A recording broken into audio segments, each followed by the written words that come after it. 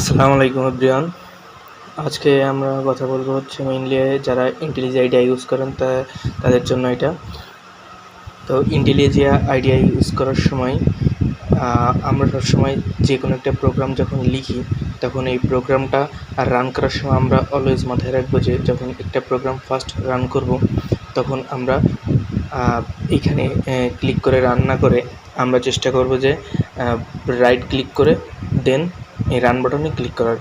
কারণ আমরা যদি এখানে ক্লিক করি তাহলে দেখেন আমি যদি সাপোজ পার্সেন্টেজ স্টুডেন্ট এই প্রোগ্রামটা রান করতে চাই, কিন্তু আমি যদি এখানে ক্লিক করি তাহলে আমার মেইন যে প্রোগ্রামটা এটা রান হবে, কারণ আপনি আগে যে প্রোগ্রামটায় কাজ করেছেন সেই প্রোগ্রামটা রান হবে অলওয়েজ।